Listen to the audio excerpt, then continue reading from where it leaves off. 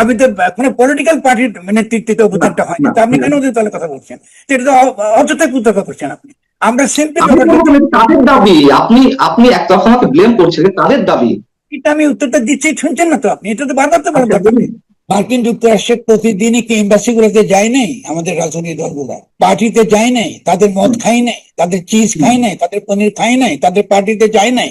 আপনি কি কি কি প্রশ্ন করছেন? আপনি দেখছেন না সরাসরি করে, যেটা আন্তর্জাতিক আইনের। পার্টিতে গিয়ে মদ খেলে খাওয়া দাওয়া করলেই কি একটা প্লট নির্মাণ করা হয়ে যায়? মার্কিনীদের স্বার্থটা কি ছিল? শুধুমাত্র আওয়ামী শাসনটাকে উৎখাত করা, নাকি আরো কোনো গভীর কোনো পরিকল্পনা ছিল? আওয়ামী লীগ যে সকল গুম এবং যে সকল মানবাধিকার পূর্ণ করেছে, এটা তাদের পক্ষে, তারা হাসিনাকে সরাতে এবং তারা সরাতে পেরেছে। তারা তো রাষ্ট্র ব্যবস্থা বদল চায় না। জাতিসংঘ প্রথম বলেছে যে 5 আগস্টের আগে যে 852 জনের কথা বলছে সরকারি ভাবে, 837 অথবা 852, তারা একবারে 1500 জনের হত্যাকাণ্ডের কথা বললো, কিন্তু তারা আলাদাভাবে কোনো হিসাব দেখালো না যে 5 আগস্টের আগে কতজন, 5 আগস্টের পরে কতজন। এটা নিয়ে এই আলোচনাগুলো আমরা পরে করি। এগুলো হেটোরিক্যাল, এগুলো আলোচনা লাভ নাই। আমন্ত্রণ জানাচ্ছি প্রিয় দর্শক, মানচিত্রের নিয়মিত আয়োজন কথোপকথনে। আজকে আমাদের সঙ্গে যুক্ত রয়েছেন কবি, দার্শনিক এবং রাষ্ট্রচিন্তক, এবং বিশেষ করে এই মুহূর্তে অনেক বেশি আলোচিত ব্যক্তিত্ব ফরহাদ মাজহার। জনাব ফরহাদ মাজহার, আপনাকে স্বাগত জানাচ্ছি আমাদের অনুষ্ঠানে। আপনার কাছ থেকে শুরুতেই যেটি জানতে চাই, একটা রাজনৈতিক ডামাডোল এই মুহূর্তে অবস্থান করছে, চরম একটি অনিশ্চয়তা। এই মুহূর্তে আপনার কাছে কোন বিষয়টিকে রাজনৈতিক সবচেয়ে বড় সংকট বলে মনে হচ্ছে? এবং অবশ্যই আমার একটু বিনত অনুরোধ থাকবে, সাধারণ মানুষ যাতে আপনার কথাগুলো এমনিতেই বোঝে, তারপর আরো বেশি সাধারণ করে একটু বলা। দেখুন, আমি তো সাধারণ মানুষ, কিন্তু আমার কথা বোঝে। আমার কাছে যারা কম বোঝে তারা হলো তথাকথিত শিক্ষিত এলিট শ্রেণী, যারা হ্যাঁ, আমার সাধু খুব ভালো করে বুঝে তারা আমি কি বুঝতে চাইছি। তাদের সম্পর্কে তারা খুবই সচেতন। প্রথম হচ্ছে যে আপনি যেটা যেটা প্রশ্নটা হলো কি, অস্বস্তি হচ্ছে বাংলাদেশে পরিস্থিতি নিয়ে, অস্থিতিশীলতা নিয়ে, এটা যে প্রশ্ন আপনার। জি, একটা সামাজিক অস্থিরতা রয়েছে, একটা রাজনৈতিক সংকট, নির্বাচন নিয়ে একটা ঘোরতর সন্দেহ, সংশয়, এবং আমি এগুলো কিচ্ছু দেখছি না। কিন্তু এই কথাগুলো বলার মানে হলো যে জনগণ যে গণঅভ্যুত্থানটা করেছে তাকে দমন করবার বয়ান এগুলো। আচ্ছা, স্থিতিশীলতা হয়েছে, অস্থিতি আসছে, আমাদের শান্তি শৃঙ্খলা লাগবে, তো আমাদের পুলিশি ব্যবস্থা আগের মতো লাগবে, আবার শেখ হাসিনাকে ফেরত আনতে হবে। এগুলো তো ওইসব বয়ান, এসব তো ঠিক না। কারণ পলিটিক্যাল যে ট্রান্সফরমেশনটা অবশ্যই সংঘাতপূর্ণ। আমরা কি 71 মুক্তিযুদ্ধ কি সংঘাত ছাড়া পেরেছি? কিছু হয়নি বাংলাদেশ। তার ফলে আমি মনে করি যে এই কথাগুলো যারা বলছে, স্থিতিশীলতার কথা, শান্তির কথা, নির্বাচন দিতে হবে, এসবই কিন্তু আপনার গণঅভ্যুত্থানকে নস্যাৎ করবার এটা একটা তত্ত্ব। এবং এই গরিব মানুষকে, মেহনতি শ্রেণীকে যারা বঞ্চিত দীর্ঘকাল ধরে, আবারও তাদেরকে বঞ্চিত করবার এটা আরেকটা বয়ান। এবং মিডিয়া এখানে খুব সক্রিয়ভাবে অংশগ্রহণ করে এই বয়ান তৈরিতে। বঞ্চিত, অবহেলিত, নিষ্পেষিত মানুষের যে আকাঙ্ক্ষাটি ছিল একটা গণতান্ত্রিক রাষ্ট্র, এটাই তো মূল চাওয়া ছিল তাদের। সেই রাষ্ট্র অবশ্যই, তাহলে সেই রাষ্ট্র ফিরে পেতে যথেষ্ট সংশয়, আমি আবারও বলছি, অথবা আপনি যদি আমাদেরকে একটু সহজ করে বলেন, যেহেতু আপনি অনেক কথা বলছেন, আমরা জানতে চাইছি বিধায় আপনি বলছেন, হয়তো আমরা বুঝতে পারছি না সেই সহজ পথটি কোথায়। এবং আদৌ আপনি যেগুলো বলছেন যে প্রথমে রাষ্ট্র ব্যবস্থাকে চেঞ্জ করতে হবে, অবশ্যই আমরা সবাই এর সঙ্গে একমত, কিন্তু সেই রাষ্ট্র ব্যবস্থাকে চেঞ্জ করবে কারা? আচ্ছা, প্রথমত আপনি কিন্তু আমার লেখা পড়েন নাই মনোযোগ দিয়ে। অবশ্যই পড়ি। গণঅভ্যুত্থান এবং গঠন, এই নামের মধ্যে এটা 2023 সালে বেরিয়েছে। ফলে গঠন শব্দের মধ্যে কিন্তু সব, গঠন বলতে কি বুঝি সবই কিন্তু ব্যাখ্যা করা আছে। আমি পড়েছি বিধায় আমি জেনে গেলাম, সেই অর্থ বলছি। আমি প্রথমে বলেছি সাধারণ মানুষ জানতে চাই। কিন্তু দেখুন, আমি কিন্তু বারবার বহুভাবে কিন্তু ব্যাখ্যা করেছি। প্রথম কথা হয়েছে যে 5ই অগাস্টে একটা গণ অভ্যুত্থান হয়েছে, এটা একটা ইতিবাচক ঘটনা। কিন্তু 8ই অগাস্টে একটা সাংবিধানিক প্রতিবিপ্লব হয়েছে, এটা তো আমি লিখেছি বারবারই। সাংবিধানিক প্রতিবিপ্লব মানে গণ অভ্যুত্থানকে নস্যাৎ করার জন্য পুরনো সংবিধান আবার চাপিয়ে দেওয়া হয়েছে। এবং পুরনো সংবিধান চাপিয়ে দেওয়ার পরে এই বিভিন্ন রকম বয়ান শুরু হয়েছে, যে নির্বাচনের বয়ান, জাতীয় ঐক্যমত, শান্তি শৃঙ্খলা, অস্থিতিশীলতা, এই নানান রকম বয়ান, যাতে এই জনগণ আর কিছুতেই এই ফিরে না যায়, যে এই গণঅভ্যুত্থানকে ভয় পায়। ফলে এই যে ভীতি তৈরি করা, এই ভীতি তৈরি করে তো আপনার শেখ হাসিনাকে ফেরত আনতেছি আমরা। ফলে এটা তো বুঝতে পারে জনগণ, যত বোকা তা তো না, তারা তো বুঝতে পারছে ওটা। কারণ গণ অভ্যুত্থান তো আমরা কমপ্লিট করতে দিই না এখনো পর্যন্ত, কিন্তু আপনার শেখ হাসিনা নিয়োজিত আপনার যে প্রেসিডেন্ট থেকে শুরু করে সকল আমলারা প্রতিষ্ঠিত আছে, সমস্ত ব্যবসায়িক প্রতিষ্ঠানগুলো একইভাবে কিন্তু লুটপাট করে যাচ্ছে, একই জিনিস, স্ট্রাকচারে কোনো পরিবর্তন হয়নি। ফলে জাস্ট একটা ব্যক্তিকে এখন কি চলছে, একজন ব্যক্তিকে সরাই দেবেন এখন বলছে প্রত্যেকে পরিষ্কার করে, আওয়ামী লীগ আসুক শেখ হাসিনাকে বাদ দিয়ে। আমরা তো শেখ হাসিনার ব্যক্তি আকারে তো লড়াই করিনি, এটা তো একটা ব্যবস্থাকে নতুন করে পুনর্গঠনের জন্য লড়াইটা করেছে।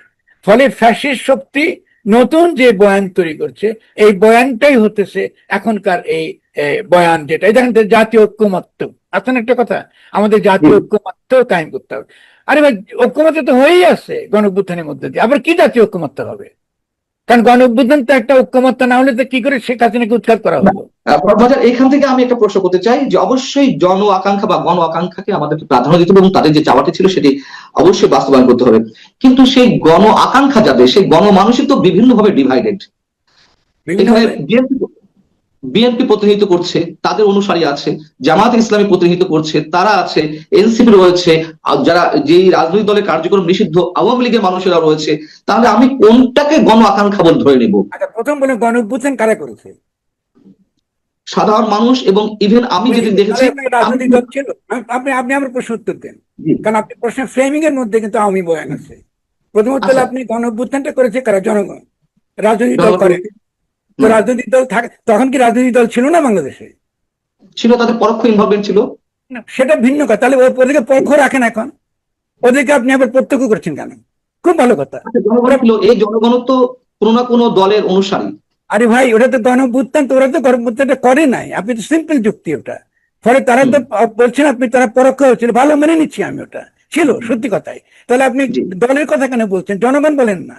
তাহলে জনগণের মধ্যে জনগণের প্রতিনিধি কি নাই আজকে? দেশের ছাত্র তরুণরা লড়াই করেছে, আমরা যারা লড়াই করেছি দীর্ঘ বছর বছর বিভিন্ন সময়, যারা এই যে আন্তর্জাতিক ভাবে এই যে পিনাকি বলুন, কি ইলিয়াস বলুন, কি আছে কনক সারার বলুন, তারা কি লড়াই করে নাই? বহু লোক লড়াই, ওরা কই? ওরা কি করে হারিয়ে গেল? ওদের কি করে মার্জিনাল করে দেওয়া হলো? তাহলে এগুলো তো বলে তো চলবে না, কারণ আপনারা তো বারবারই ওই ভাষাটা ব্যবহার করছেন যে একমাত্র রাজনৈতিক দলই পাবে। তো রাজনৈতিক দলই তো বাংলাদেশকে ফ্যাসিবাদ তৈরি করেছে, ফ্যাসিস্ট শক্তি তৈরি করেছে, ফ্যাসিস্ট রাষ্ট্র ব্যবস্থা তৈরি করেছে। আপনারা যখন সংস্কার বলেন, এটা তো বিএনপির দাবি সংস্কার। জনগণ তো সংস্কার বলে নাই, জনগণ তো গঠন বলেছে। আর জনগণের আমরা ওটা ধরে নেব কিভাবে জনগণ এখন সংস্কারের বিরুদ্ধে বলছে না পক্ষে বলছে?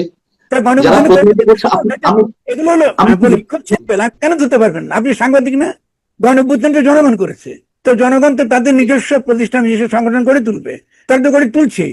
এখন এটা তো লড়াইয়ের ব্যাপার। এখন আপনার ভাষাটা হয়ে গেছে একদম এক্সিস্টিং যারা পাওয়ার, এদের ভাষা। তাহলে তো আমি কি করে আপনাকে কথা বলবো? আপনি ভাষাটা বদলান আগে, কারণ জনগণই তো গুরুত্বপূর্ণ। আমি রাজনৈতিক দলের আলোচনাটা কেন করছেন?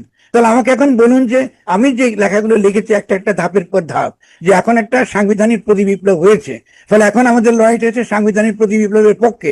তো জনগণ তো করছে, তারা কি বসে আছে? যারা অংশগ্রহণ করেছিলেন, আমি বারবার এক কথা বলছি যে সেখানে সব শ্রেণী পেশা, দলীয় আদর্শের মানুষেরা ছিলেন, ইভেন আওয়ামী লীগের অনুসারী লোকজনেরা ছিলেন। এখন বিষয় হচ্ছে আপনি এনসিপির কথা বলছেন, এনসিপি কি টোটাল জনগোষ্ঠীকে প্রতিনিধিত্ব করে? সেটা হলো গণ অভ্যুত্থান হয়ে যাওয়ার পরে দলগুলো এই গণ অভ্যুত্থানের ফল তাদের নিজেদের বাক্সে বা তাদের নিজেদের পক্ষে নেবার জন্য তারা এখন পলিটিক্যাল লড়াইটা করছে, হুইচ ইজ ফাইন, অসুবিধা নেই, এটা তো করতেই পারে। এখন তারা নিজেদের দখলে নেবার জন্য গণ অভ্যুত্থানকে কি কি ধরনের ভাষা ব্যবহার করে, এটাই আমরা আগে আলোচনা করছিলাম। যে বাংলাদেশ অস্থিতিশীল হয়ে যাবে, বাংলাদেশে কোনো সংবিধান না থাকলে চলবে না, আইনের শাসন লাগবে, জাতীয় ঐক্য লাগবে। জাতীয় ঐক্যমত বলতে জনগণের ঐক্য না, জাতীয় ঐক্যমত বলতে দলগুলোর মধ্যে ঐক্য। এবং ইতিমধ্যে বিভিন্ন রকম কমিশন তৈরি হচ্ছে জনগণকে বাদ দেয়, দেশে বিদেশ থেকে বড় বড় এক্সপার্ট আনা হচ্ছে, জনগণ নাই। তারা কিন্তু এর যারা আসছে এরা কেউ কিন্তু গণ অভ্যুত্থানে অংশগ্রহণ করে না অধিকাংশই। তো ফলে এইটা সমস্যা, আপনি সমস্যাটাকে চিহ্নিত করেন। তাহলে এই যে সমস্যাকে সলভ না করলে তো বাংলাদেশটা অস্থিতিশীল হবে, ঠিক আছে? তার সঙ্গে আপনি যুদ্ধ করছেন। হ্যাঁ, তারপরে বলুন, আমি কি প্রশ্ন করতে পারি এখন? এবার আচ্ছা, অবশ্যই আপনি বলছেন জনগণের ঐক্যমত দরকার। আমি বারবার ওটি বোঝার চেষ্টা করছি, জনগণের ঐক্যমত বোঝার ব্যারোমিটারটি কি? জনগণ তো গড়ে উঠেছে লম্বা লড়াইয়ের মধ্য দিয়ে। এই লড়াইটা কি ছিল? ফ্যাসিবাদ বিরোধী যারা, এরা হলো জনগণ। ফ্যাসিস্ট শক্তি বিরোধী যারা, এরা হলো জনগণ। আর এই যে ফ্যাসিস্ট রাষ্ট্র ব্যবস্থার বিরুদ্ধে যারা লড়াই, এরা হলো জনগণ। তো এই জনগণ 71 সালের আগে কি আপনি পাকিস্তানের যারা আমাদেরকে মারছে দেখে জনগণ বলবেন?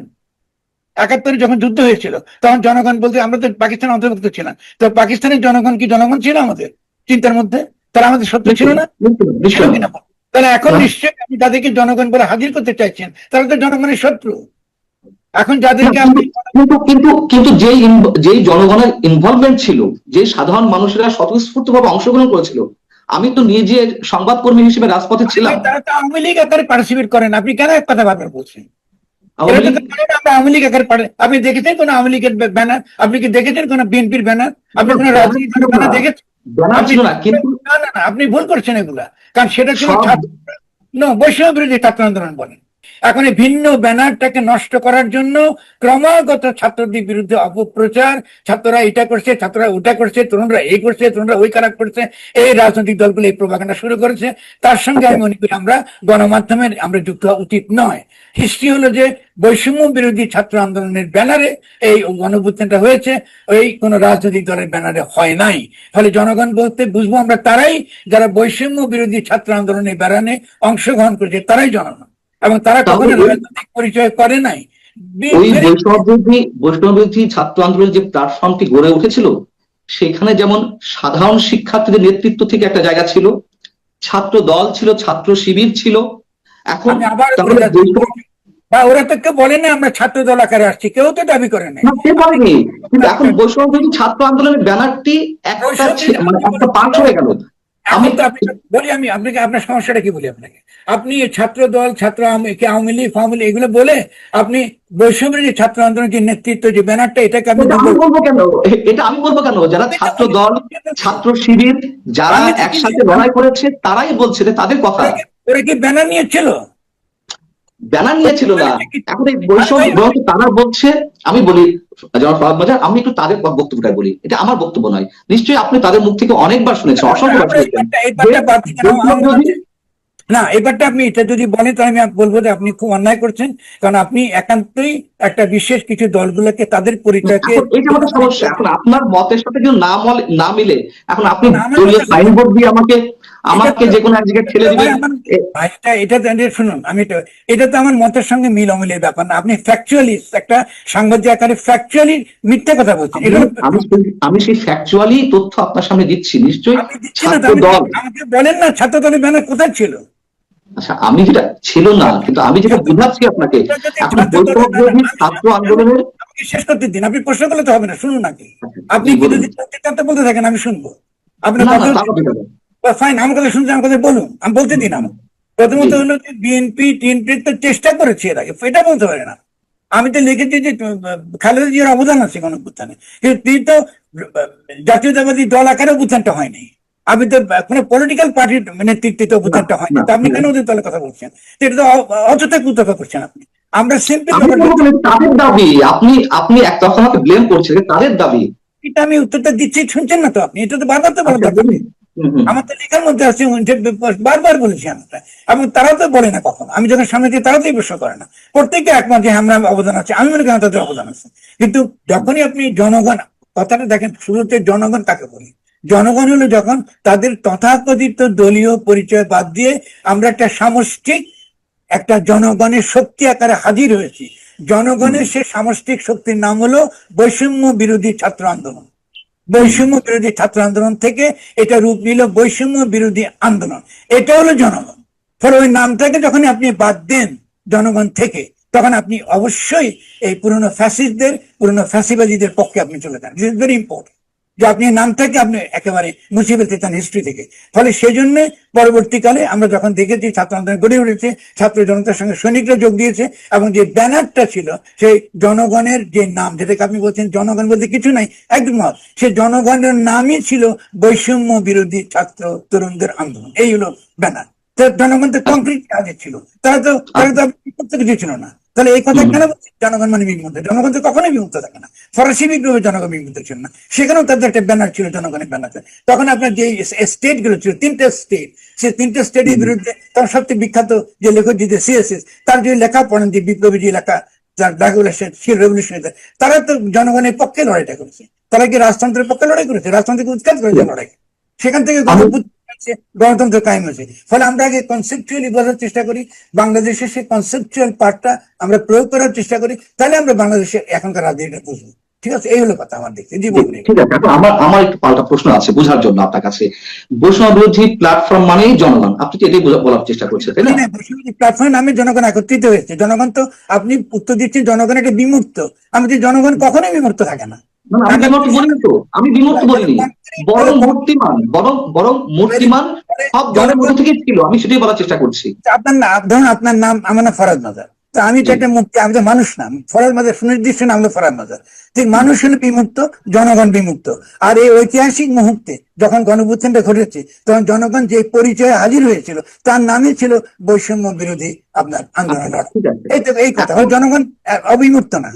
জি, এখন এখন আমি কিন্তু রেফারেন্স দিয়ে বলছি, কোট আনকোট বলছি, এবং নিশ্চয়ই আপনি এর সঙ্গে একমত হবেন। অসংখ্যবার দেখেছে এই নিউজ।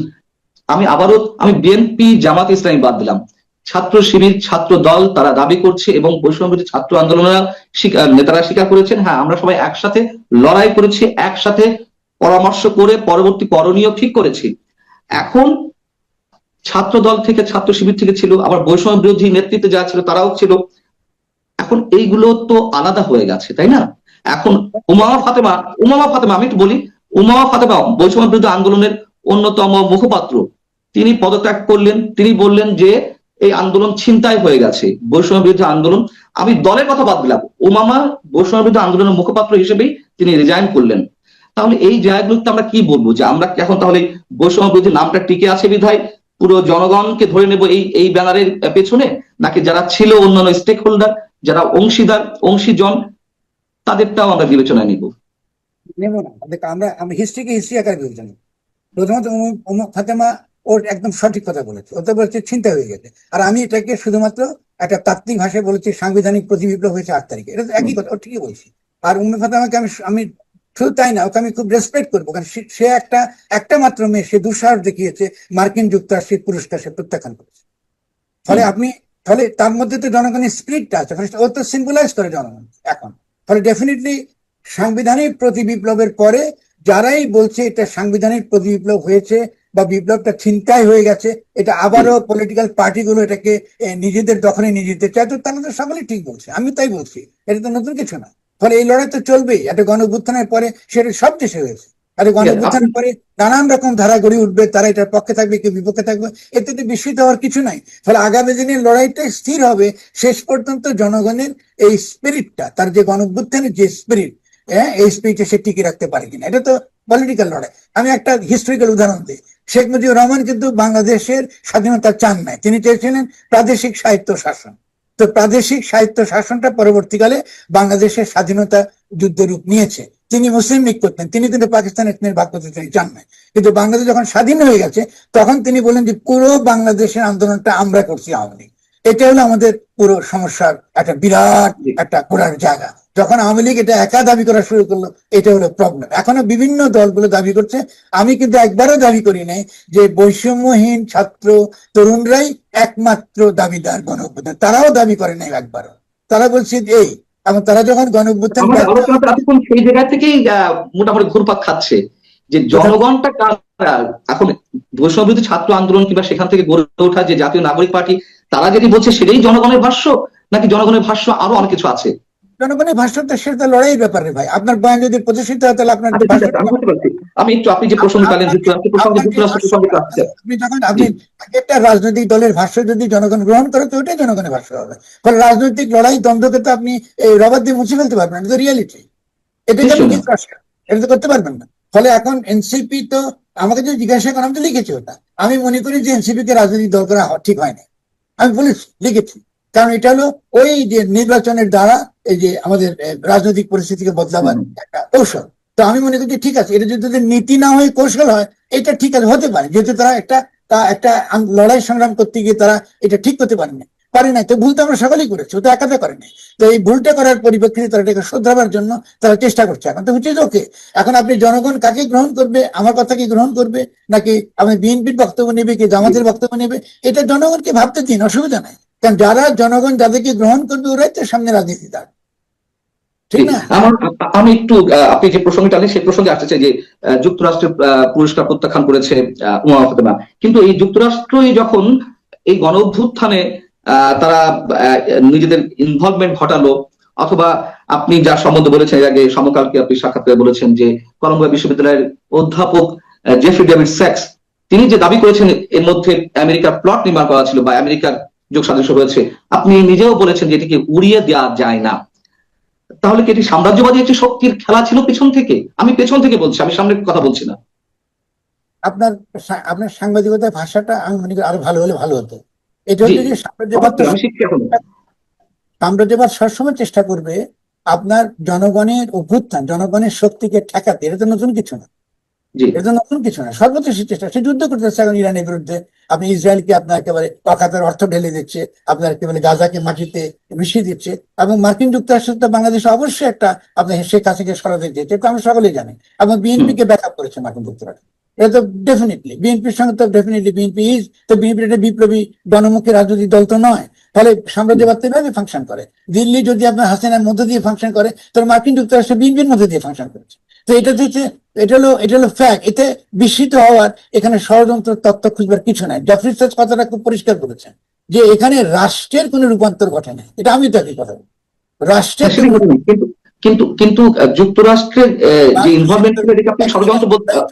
প্লিজ একটু, প্লিজ এটা আমি করে দেবো। যদি আমাদের সঙ্গে কথা বলতে আসেন, কথা শেষ করতে দিন, মাঝখানে দিয়ে তো কথা পারি। হ্যাঁ, এটা হচ্ছে যে আপনার, যদি আপনার গণ অভ্যুত্থানের পরে যে আপনার পরিস্থিতিটা তৈরি হয়েছে, তো সেটা তো 5 আর 8 তারিখের ব্যবধান তো বিশাল। 8 তারিখের পরে তো সমস্ত রাজনৈতিক মানচিত্র বদলে গেছে। তো সে রাজনৈতিক মানচিত্র যখন বদলে গেছে, সেই পরিপ্রেক্ষিতে আমি বলেছি যে জফরি সাক্সের বক্তব্যটা আমাদেরকে একটু মনোযোগ দিতে হবে। এই কথা তিনি 18 তারিখে বলছেন, তারিখগুলো ভুলে যান না, কে কখন বলেছেন। আমি তার বহু আগে বলেছি এটা সাংবিধানিক প্রতিযোগিতা। তো আমরা তো ভিন্ন কথা বলছি না, কিন্তু তিনি মার্কিন যুক্তরাষ্ট্রের কথা তো আমি বলি না, এটা তিনি বলছেন। ফলে ডেফিনেটলি এখানে সাংবিধানিক প্রতিবিপ্লব ঘটাবার পেছনে মার্কিন যুক্তরাষ্ট্রের একটা ভূমিকা ছিল। তার মানে এই নয় যে আমরা ডক্টর ইউনূসের সরকারের বিরোধী, এটা ভাববার কোনো কারণ না।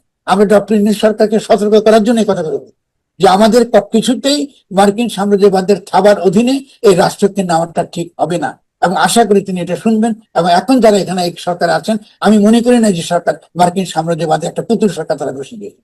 ফলে আমাদের সমাজে দ্বন্দ্ব সংঘাত, এই সংগ্রামগুলো তো চলবে, সরকারের পর্যায়ে চলবে, আমলার পর্যায়ে চলবে, নীতি নির্ধারণী পর্যায়ে চলবে, সাংস্কৃতিক পর্যায়ে চলবে, বিভিন্ন পর্যায়ে লড়াইগুলো চলবে। ফলে সাম্রাজ্যবাদ বিরুদ্ধে লড়াইটা তো নিছকে কনস্পিরেসি না, এটাকে কনস্পিরেসি ভুল ভাবলে তো চলবে না। কারণ গণ অভ্যুত্থানের ধারণা, গাঠনিক ধারণা, এগুলো তো একেবারে পিপলের, জনগণের নিজের ধারণা।